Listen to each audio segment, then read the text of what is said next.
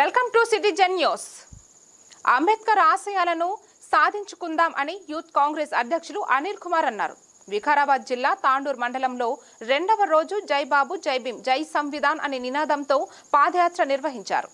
ఈ సందర్భంగా ఆయన మాట్లాడుతూ రాహుల్ గాంధీ ఎమ్మెల్యే బొయ్యని మనోహర్ రెడ్డి ఆదేశాల మేరకు జై బాబు జై భీమ్ జై సంవిధాన్ కార్యక్రమాన్ని తాండూరు మండలంలోని గోనూర్, వీరశెట్పల్లి, నారాయణపూర్ గ్రామాలలో పాదయాత్ర చేయడం జరిగిందని తెలిపారు. ఈ కార్యక్రమంలో డిసిసిబి ఉమ్మడి రంగారెడ్డి జిల్లా వైస్ చైర్మన్ రవీందర్ గౌడ్, మండల కాంగ్రెస్ పార్టీ అధ్యక్షులు నాగప్ప, తాండూర్ యూత్ కాంగ్రెస్ అధ్యక్షులు అనిల్, కొత్లాపూర్ గుడి చైర్మన్ నవీన్, రామ్దాస్, పురుషోత్తం రెడ్డి, పండరి హరీశ్వర రెడ్డి, హర్షవర్ధన్ రెడ్డి, జర్నప్ప, రాము యాదవ్, ఉదయ్ భాస్కర్ రెడ్డి, పండరి శ్రీనివాస్ గౌడ్, శ్రీశైలం గౌడ్, విజయ్, జగదీష్, ఇస్మాల్, జగదీష్, శాంతు కుమార్, ప్రభాకర్ రెడ్డి, గోపాల్ రెడ్డి, ఆర్ వెంకటేష్, మల్లప్ప, గ్రామ కాంగ్రెస్ నాయకులు తదితరులు పాల్గొన్నారు.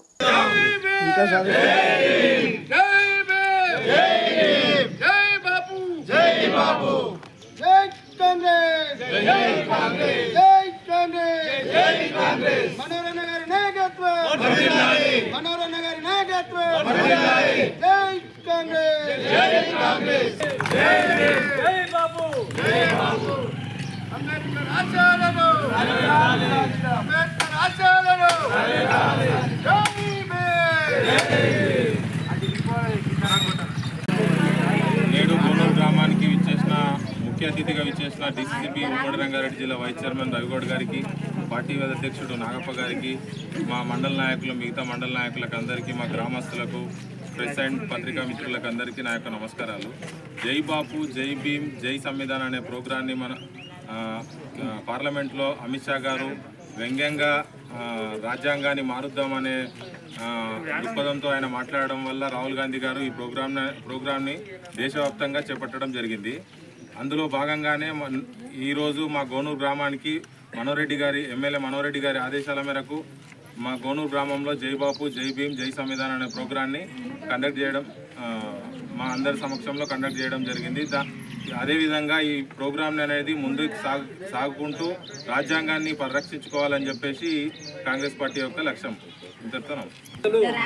ఉమ్మడి Rangareddy district DCCB vice chairman Ravi Goud అన్న గారికి, అదేవిధంగా గ్రామ కమిటీ భాస్కర్ రెడ్డి గారికి, అదేవిధంగా మాజీ సర్పంచులు, అదేవిధంగా జన్నప్ప డైరెక్టర్ గారికి, బండరి గారికి, మా విజయ్ గారికి, నాతో వచ్చినటువంటి ముఖ్య నాయకుడు దేవాదాయ శాఖ గుడి చైర్మన్ అయినటువంటి నవీన్ రెడ్డి గారికి, అదేవిధంగా వచ్చినటువంటి పేరు అందరికీ నమస్కారాలు. ముందుగా విలేజర్స్ కంటే గ్రామాల నుంచి వచ్చినటువంటి మహిళలకు, అమ్మలకు అందరికీ, యువకులకు అందరికీ నమస్కారాలు.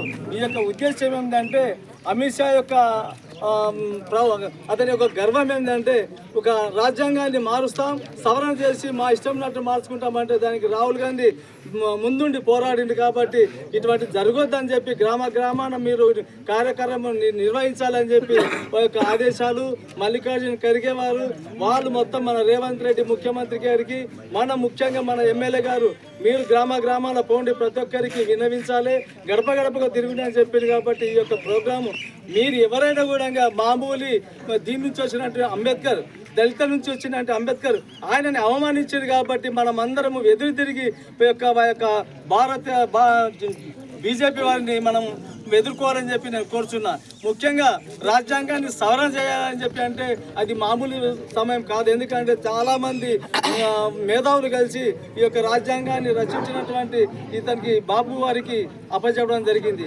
ఆయన క్షుణ్ణంగా నుంచి మన ఉన్న అన్ని జాతులకు అనుగుణంగా ఉన్నటువంటి రాజ్యాంగాన్ని మారుస్తామంటే దానికి చెల్లదని చెప్పి అంటున్నారు. ఇప్పుడు సంపన్న వర్గాలకు వారు మేలు చేస్తారు. కాబట్టి మనకు దళితుల నుంచి మనకు లేదు. కాబట్టి మనం దళితులను మేల్కొనాలి. ఎందుకంటే మనకు వచ్చే అర్హులని వాళ్ళు కాల రాస్తామని చెప్పి ఆలోచన. కాబట్టి మనం ముందుండి మేల్కొనాలి.